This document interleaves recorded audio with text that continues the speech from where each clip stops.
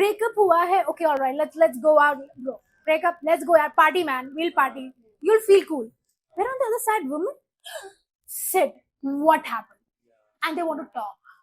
When it was ready, they kept it for another 2 to 3 months and they destroyed it. And I said, why you destroyed it? And they said, this is the art of letting go.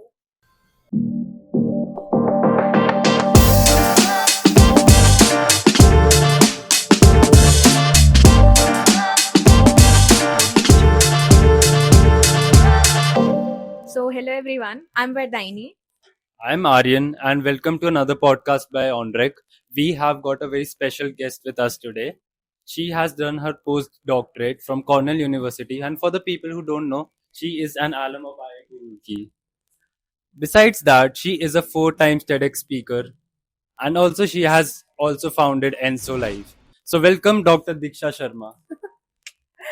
Thank you so much, guys, for inviting me for this particular podcast. I think I'm really excited to be here, like in the campus and around all of you.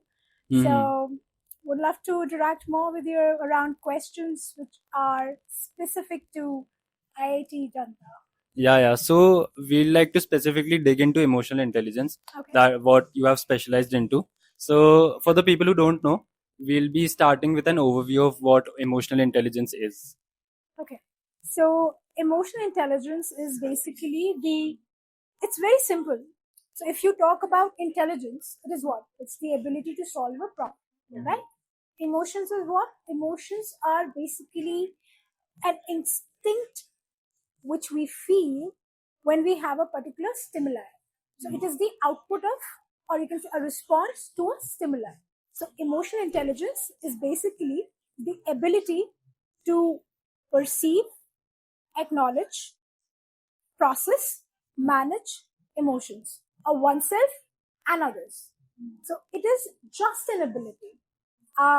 It is a kind of intelligence, of course, and there are many models around it. We're gonna delve into that as well if you want us to go. But that's a very theoretical concept. But if in a layman language, if you look into it, it's something where you're able to manage emotions.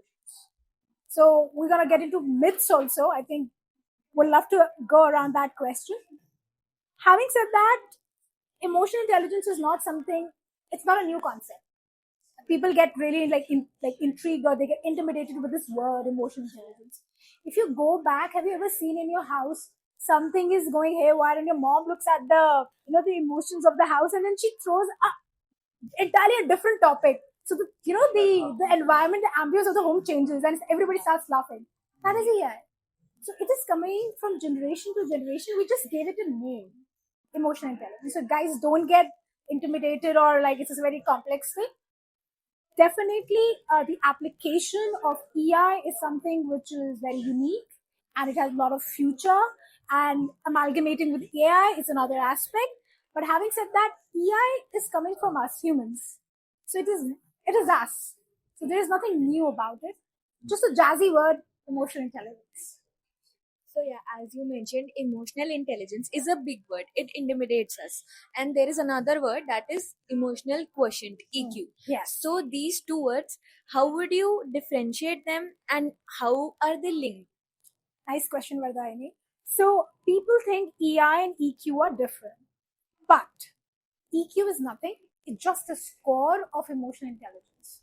So when you numerically want to hold a value, a numerical value, when you quantify the EI, we say the EQ value is this. As it says, emotional quotient.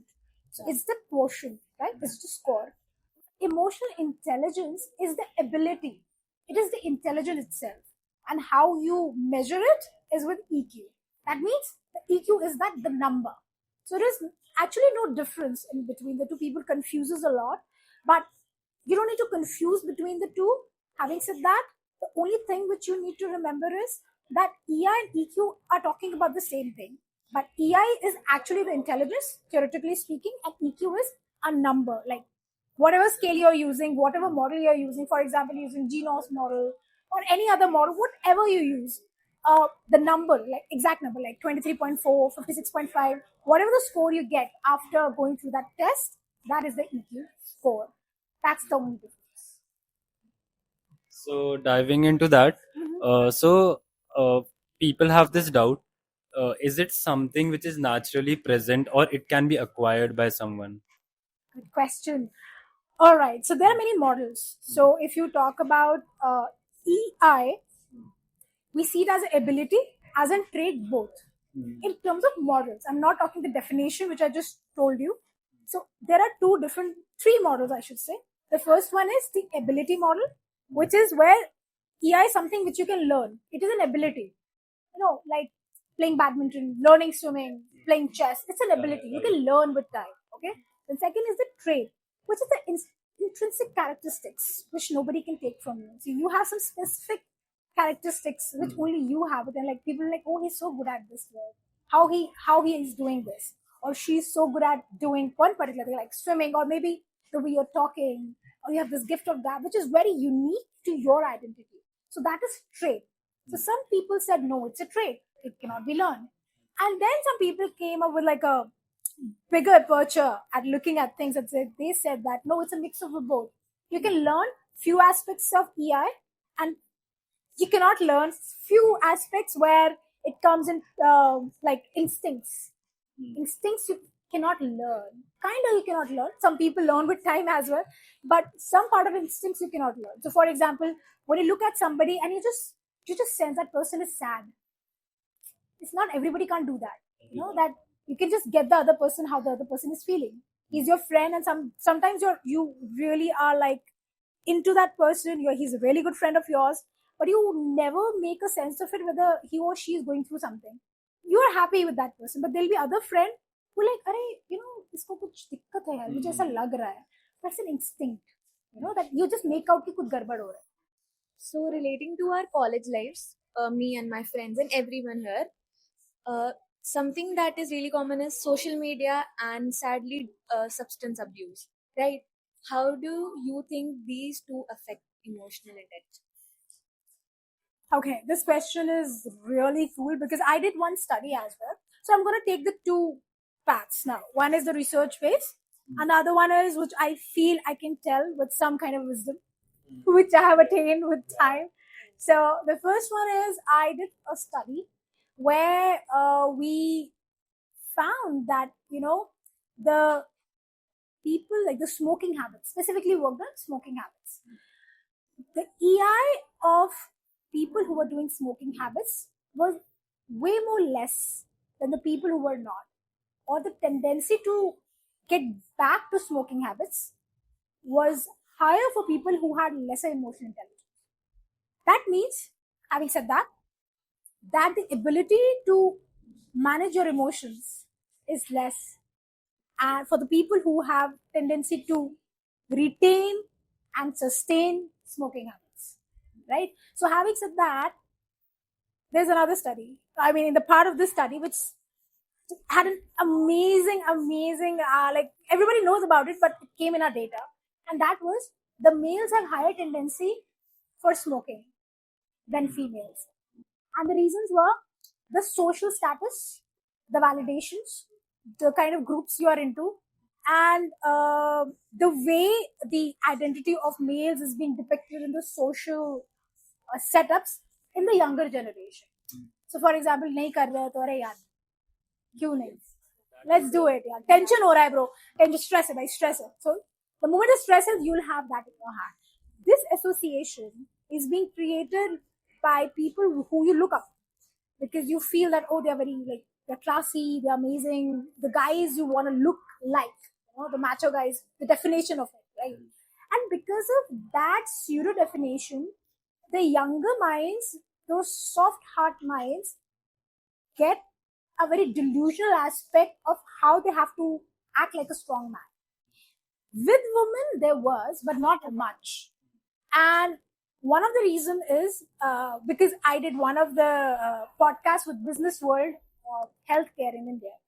And the CEO asked me the question like, what do you think about the specifically the well-being, the emotional health of men in India? And you will not believe it's way more lesser than a woman. The mental health is way more lesser than a woman, because see, when a guys meet, like even from the college time, even like, bro, kaisa hai, kya chal raha hai, everything, chill, bro. चार पांच joke bologe and everything will be, you'll try to pacify everything and just act cool. And you will not discuss the actual root cause, what's happening inside. You will have a beautiful smiling face and a lot is happening inside your heart, but you'll not share it because that's the way the bro code is.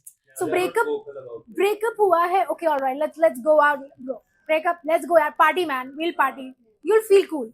Where on the other side, women sit. What happened? And they want to talk. Conversations. So with women, the conversations are more. Whether she's in her 50s, 30s, 40s, or 20s, or when even 16-year-olds. Like, if you have seen some teen shows or anything, you would have seen that how like young girls are talking. They sit, they'll talk, they'll have pajama party, they'll talk. Men, they party. So because of this, men do not have the privilege to talk about their emotions. And it is coming along from their school days, from college days, and even when they are like in their jobs and when they get the age of 50s and 60s, they still have not processed their emotions, and because nobody is helping them to do so.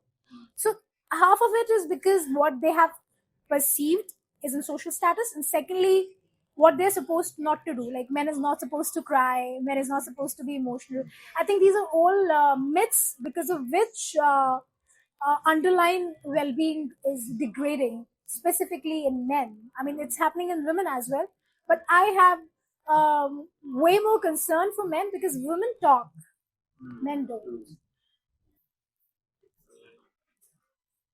So, talking about the genders, in that aspect, women are considered to be more emotional human beings than men. And personally, I believe they are more emotionally intelligent as well. So, what is your take on this?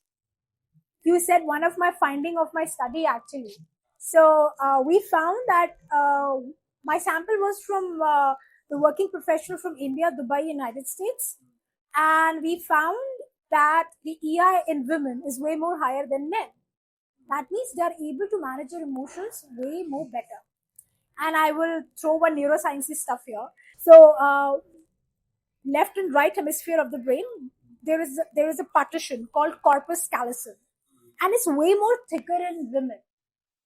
And because of this, the interaction between both the sides, the neural connections are way more strong because that's thick, right? That's why they're bilateral. That means they use both the hemisphere more efficiently than a man. Men can use only one side. So, for example, specifically talking about emotional processing, men are more lateralized. That means they use the right hemisphere more than women. I want to say women are more efficient actually. So, but no, having said that, there are certain parts which are anatomical, which I already told you. But other part is, what I believe is because of the social norms. Yeah, and because of those norms, things are a bit difficult for men, and as in for a young man also. I think when you get older, you have a partner or something with whom you can discuss things. But in the younger time of your life, things are much more difficult for a man to actually be real and have those raw feelings. But I will not take gender as one of the very specific reasons to understand EI. But because of these social and anatomical reasons, there are some certain ups and downs between the findings, like across genders, and that will always be because you have certain attributes which are based on certain social thought process, and when they come in, identifications are different, so that will always remain. But that does not mean that men should not work on their EI or women should not work on EI. There are places where women are also suffering a lot because of other social reasons. So I will not say that this is equal to MC square. Again, it's not equal to MC square. This is one of the findings in one of my samples, which I'm telling. Right. So there is emotional regulation and emotional manipulation, and there is a very thin line between them. What do you think about it? Oh, good question. So emotional manipulation and gaslighting is almost like on a similar, you can put it like in a cult and put it here. And emotional regulation is when you're able to regulate your emotions.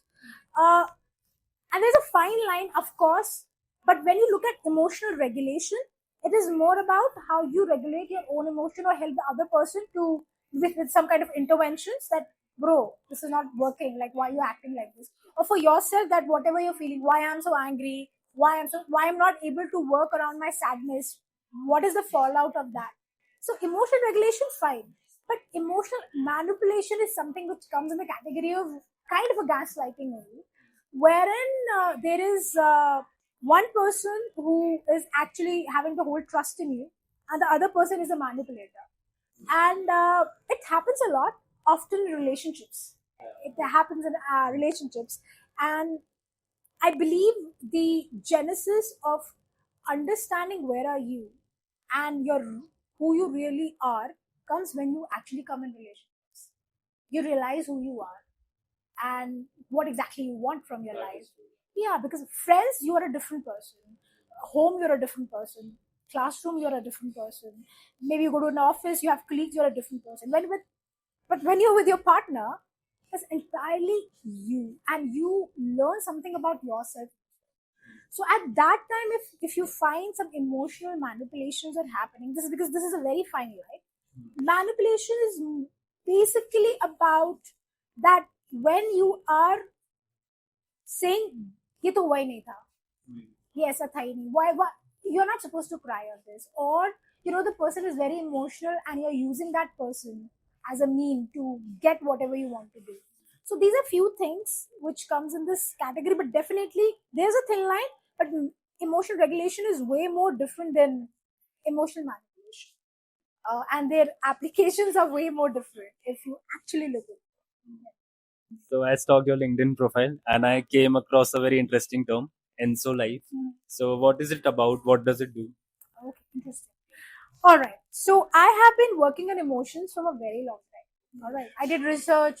I do a lot of counseling like at Cornell, at IC, at IIT, and I do a lot of counseling and advisory roles for startups as well.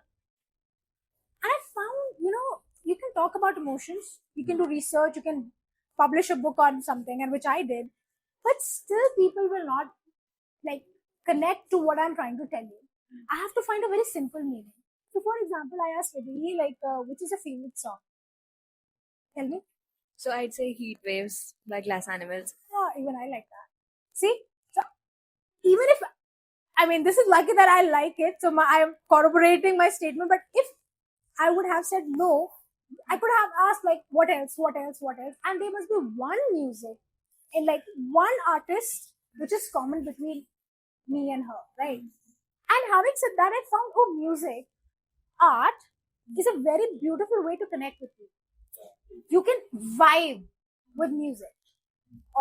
You can vibe with art. So art is just not art where you paint and everything. Art is a very broader thing. Art is like something where you create something. So I started this concept of Enso Life, which actually suggested that you don't need to sit at one place and do meditation. Like, that's very difficult. How many times we sit on a yoga mat and we are thinking of 100 things?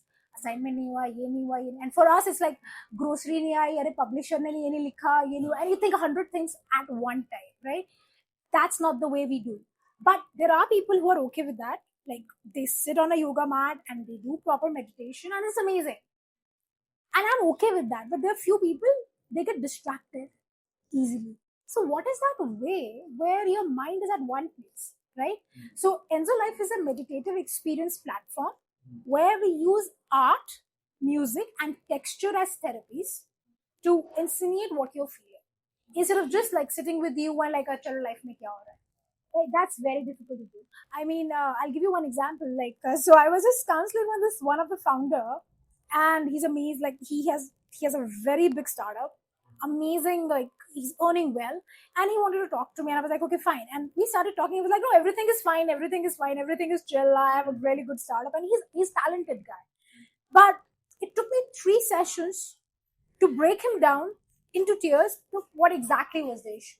So what I feel is, like, talking is good, writing is good, But what are the other ways through which you can actually, instigate your mind towards meditation or your emotional regulation, as you just mentioned, right? So for example, you're listening some music.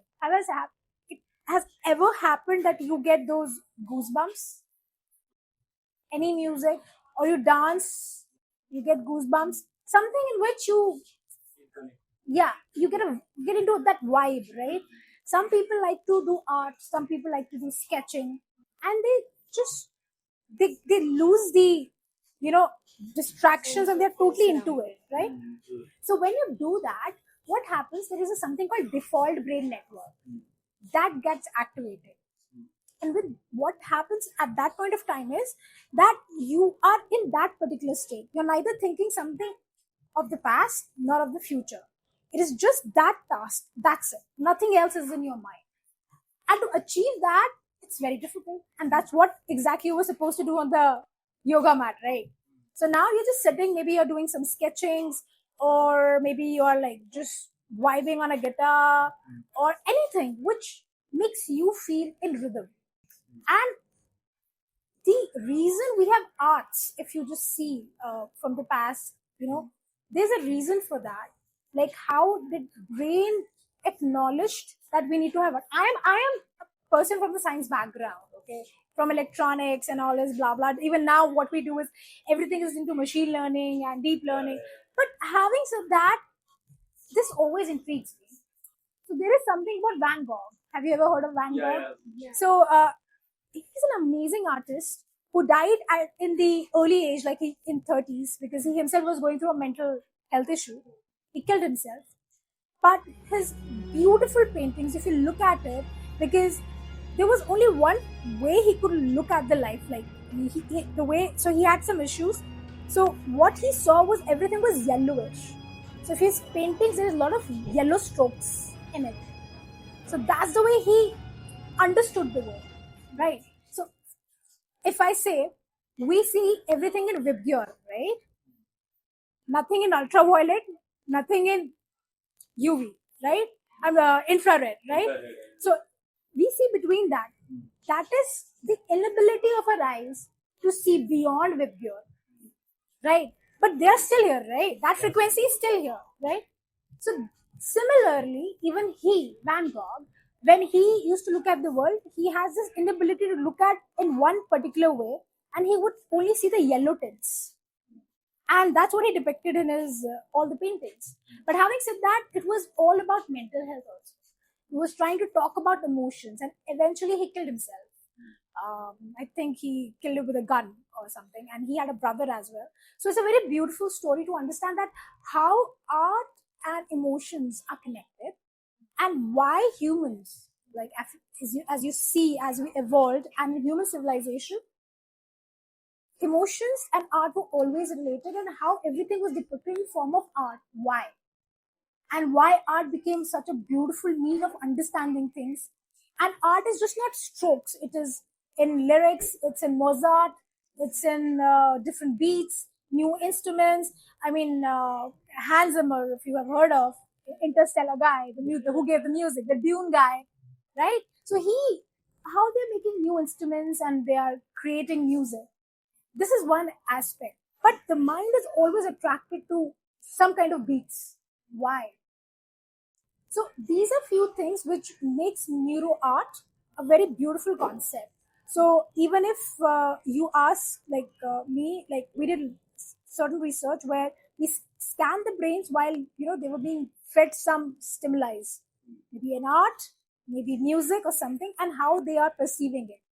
And even the humming of the monks, like, so I saw this. So we have a monastery near the Cornell University, and so Dalai Lama and the people come every year, and they just do this mandala there. And when they do it for like 3 to 4 months. And when they do, they hum like, they hum.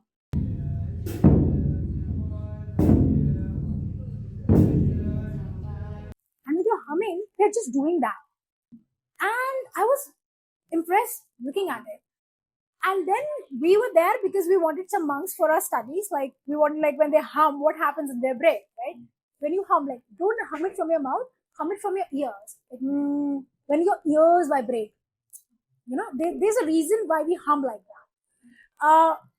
And then I realized, getting to the scriptures and everything, that there is a lot of connection between chirping of the birds, the there's a sound of the earth when it rotates. Everything has an impact on our body. Yes, everything is connected to the nature, and we don't look at it because we are not able to see it. Maybe because of that. So I talked to those monks, and after 2.5 years after that was being made, which took 2.5 years to build it, every day 6 hours they'll hum, and when it was ready, they kept it for another 2 to 3 months, and they destroyed it. And I said, "Why you destroyed it?" And they said, "This is the art of letting go. You make something which takes so much of time, so much of effort, so much of dedication and hard work. But then you have an emotional connect to it, and then the time comes, you have to let it go." I was like, wow. I mean, this is actually when you do in practice. One is I just preach you. Another thing is I make you do that. For example, you create like maybe a chip or something where you design something and you create maybe a robot or something which is doing something, and you're like, wow, this is so cool. And now I ask you to destroy it afterward. It takes a lot of guts because you put in your efforts, your time. So there is an emotional connect. So how to detach at the right time and how to attach at the right time, I learned from there. Not even from my studies. I learned from there that what is the art of letting go emotionally. And it is also part of emotional intelligence as well. How you're managing your emotions of letting go but still being at peace. So I had a follow-up question. I have read this book called Think Like a Monk by Jay Shetty. I think it's pretty famous. So there was this research part in it in which they had examined the brain of a monk. So basically, what you want to say is the level of patience, the level of monk-like being they achieve by doing meditations every day, that can be achieved through neuro art. It's not constrained to meditation, but it is basically providing you the freedom to choose something that you find peace in. Yes. Something in which your brain is not dynamic. It's still. And the thing is, you're not forced to do that. Yeah. If we give you a definition of a peace, being in peace, that put on a yoga mat, sit on it, do home, you'll be like, yaar, yehi tarika hai kya? Is there any other way through which I can be in that state? And then if I give you a choice, that what gives you peace? You say music, you say maybe swimming, right? And I say, okay, do it. Do it in your way. Now, when you do that, what happens, I'll tell you. So when you do something which you love in terms of art, where your brain gets sometimes not to have a very focused task, ki isko khatam karna hai, right? Right. What happens? Your breathing gets very in rhythm with your body. I'll tell you what. You breathe in, stop, breathe out. What happens? So basically, like from which perspective? Saans andar gayi, saans bahar aayi. No, I'll tell you. A lot of things happen in your body. So when you had the first breath, the diaphragm went down because the air is inside, right? So the lung have a lot of space. When the lung has a lot of space, the pressure is less. So heart feels less pressure, right? So the blood flows slowly, True. right? The fluid mechanics, right? Yeah. So now the brain gives a hint to the heart. Oh, bro, beat fast, beat fast, beat fast. So like, right? And then you breathe out. The moment you breathe out, the diaphragm comes up, the space gets less, right? And it contracts. So the blood flows very fast. Now the brain says, now you're flowing so fast. Breathe slowly. So you'll be like, duk, duk. So when you breathe in, duk, duk, duk, duk, duk, duk, duk. And when you breathe out, duk, duk, duk. I'm just telling you in few seconds what happens. Nothing, what all happens in your body while you're breathing. So when you are in a state where you feel relaxed, first your breathing gets better. right? It's in rhythm. And when it's in rhythm, your all the body parts get into rhythm. All right. I'll tell you a very interesting thing. So there is something called vagus nerve. Okay, that's the 10th cranial nerve, the longest nerve in your body. It starts from the tip of your toe to your brain. Yes. All right. And interestingly, it's all like jumbled up in all your vital organs, your heart, your stomach, and everywhere. It's very important for you to maintain your mental health for physical health. I said ulta right now. Again, I said you have to maintain your mental health to keep your physical health. Because हम उल्टा बोलते हैं. What do we say? Go out for a walk for your mental health. Yeah. You'll feel relaxed. But it's the opposite also. How many times before your exams you feel that butterfly feeling in your Uneasiness, stomach, uneasiness because you're scared for the exam? It is the physical outcome, fallout of your mental stress. Am I right? Have you ever felt it? Yeah, I believe we all have. Yeah, I have felt it, man. And then I realized what happens is that your stomach has more neural connections than your brain. Oh, Yes. Have any of your moms have ever said that I'm going through a problem of acidity? Has it happened? And you must be saying, you must be eating wrong, mom. That's not the case. In India, there have been research that most of the Indian women are going through acidity not because they're eating wrong, but because they're stressed. Maybe little part of things, little things only, that house is not clean or this, that's all right. But there's stress. And for stress, my definition is reason could be anything. But if you're stressed, your body will get into that state, right? It can be your exams. For mom, it can be just not, the home is not clean, whatever is the reason. But when your body is in stress, it acts the same way, right? So when you're stressed, it impacts your stomach. So we say go for a walk, your mental health will be right. But I say mental health also impacts your physical health. They are interconnected, I believe. They are interconnected. And that's why so many people get like heart attacks, or they have this palpitation issues, they have flickering issues, they have lot many issues just because of this, or they're sweating issues. So there are physical fallouts because you're feeling stressed. So first you have to understand this. And this vagus nerve is also connected to your immune system. So if you're feeling low, if you're sad, have you ever seen that you get cold easily when you're low and sad? Or you get bowel issues very easily. You have to go to bathroom again and again, or you will not go to bathroom at all. Something will happen on your body when you're feeling sad. You're actually in grief. So the basic reason is because everything is connected. And that is why it is a responsibility to keep our physical health good, like go to the gym and everything. But it's also important to look for your emotional regulations, as she spoke about, like emotional health. And for that, emotional intelligence is a very beautiful tool to actually use and work on. So coming back to the college, so I feel many people are not that aware of emotional intelligence. Now that we have discussed about emotional intelligence, now people can kind of relate to it. But now if someone, like for example me, if I have got professional meetings time to time, or social interactions, normal boys hostel interactions, then interviews, podcasts.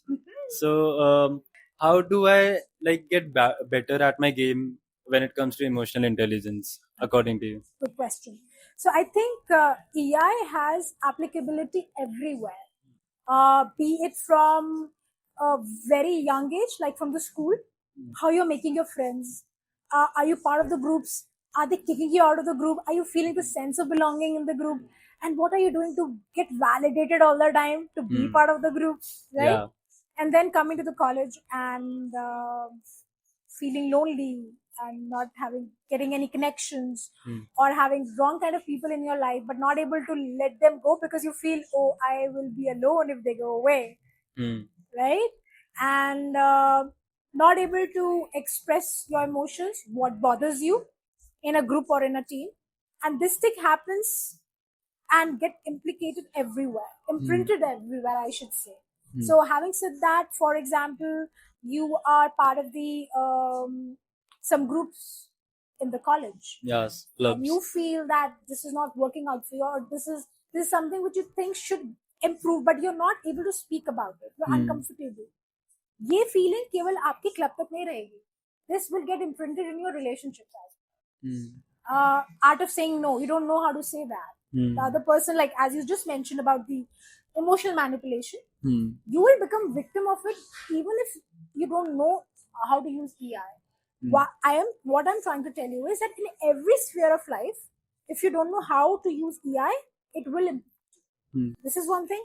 The last is your professional setups, like where that becomes really tough with emotions. So I recently published one of the book in Springer Nature that was on the emotions at workplace. Yeah. We And checked how, it out. Yes. So how does it work and what exactly happens in that particular space? Because it is a professional setup, things are a bit different. And I think you people will be also going out for internships. It's very important for you to work around. See, it does not matter what is your skill set. Maybe you're a very machao banda at IIT Roorkee, very amazing. But you don't know how to communicate what you have done, and you don't know how to communicate that this is my project. When somebody else can snatch that half of your project, and you will be okay with that because you don't have the voice to speak about that. So this is also part of EI. You're not able to manage what you're feeling, acknowledge it, and work on it. You're just letting it go.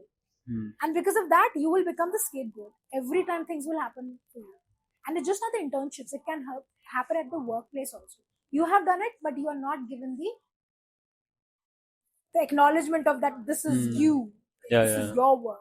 Not only that, but I think when you work anywhere, whether as an intern or in case if you get a job, it's not one man's army, right?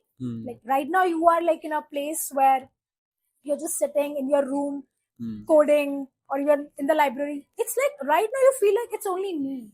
And whenever I want, I can go to my friend's place and we can enjoy, have some fun, and I'll come back to my room, it's me. But that's not the way when your actual life starts. And even now, it's very dependent, but we don't realize it right now in the college time. So what happens is when you go to offices, one project is not handled by one person. There's so many people. And when people are involved, emotions are involved. And when emotions are involved, that means loche honge, disagreements honge, problems आएंगे, लड़ाई होगी. Problem is not of that ladai. The problem is not of the disagreements. The problem is when you don't know the art of solving those disagreements. True. That's inevitable because we're human beings. We're supposed to fight on things. We're supposed to have different ideas. Okay, then that's why as a human species we are growing. No, because you have different idea, you have different idea, I have different idea. When we galvanize everything, something new comes out. So there'll be always some friction. We need that friction to grow. But to grow together, we need to come on the same page to work on it. And for that, emotional intelligence is, I understand from where you're coming, you understand from where I'm coming, and then we come along on a same page. It's not that you have to be very stringent about the formula of EI. The formula hai. It's very subjective. I'll tell you what.